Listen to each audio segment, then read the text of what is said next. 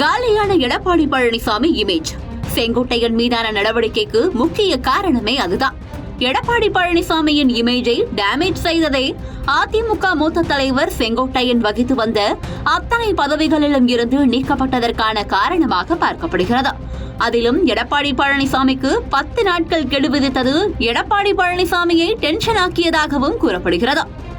அதிமுக ஒன்றிணைய வேண்டும் என்று அதிமுக மூத்த தலைவர் செங்கோட்டையன் வலியுறுத்தியிருந்தார். செங்கோட்டையன் பேசுகையில், நாளை நம் ஆட்சி மலரப் போகிறது என்று யாராலும் சொல்ல முடியாது. அதனால் ஒருங்கிணைப்பு பணிகளை விரைந்து செய்ய வேண்டும். தேர்தல் பணிகள் தொடங்கிவிட்டன. அப்படி செய்யவில்லை என்றால் இந்த மனநிலையில் உள்ள அனைவரும் ஒன்றிணைந்து பணிகளை மேற்கொள்வோம். இந்த பிரச்சனைக்கு முடிவு வந்தால்தான் சுற்றுப்பயணத்தில் கலந்து கொள்வேன்.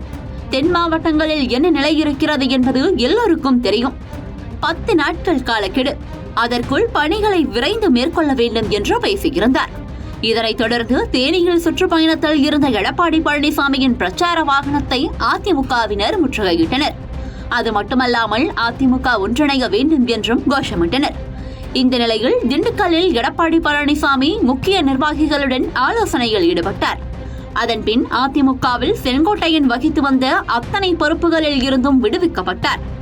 ஈரோடு புறநகர் மேற்கு மாவட்ட செயலாளர், அதிமுக அமைப்பு செயலாளர் பொறுப்புகளில் இருந்தும் அவர் நீக்கப்பட்டார்.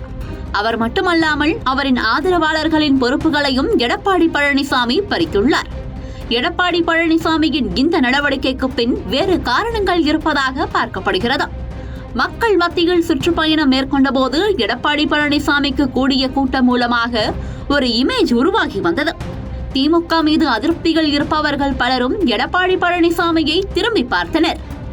அதிமுகவுக்கு ஒரு நல்ல மைலேஜ் கிடைத்த நிலையில் செங்கோட்டையன் நேரடியாக எடப்பாடி பழனிசாமியின் இமேஜை டேமேஜ் செய்துவிட்டதாக பார்க்கப்படுகிறது. கட்சியின் தலைவருக்கு அமைப்பு செயலாளர் கெடு விதித்ததை எடப்பாடி பழனிசாமியால் ஏற்றுக்கொள்ள முடியவில்லை.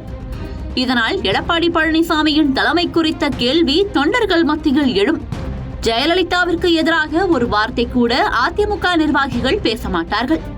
தற்போது ஜெயலலிதா இடத்திற்கு வந்துள்ள எடப்பாடி பழனிசாமிக்கு நிர்வாகி ஒருவர் கெடு விதித்தது பின்னடைவை ஏற்படுத்தியுள்ளதாக பார்க்கப்படுகிறது.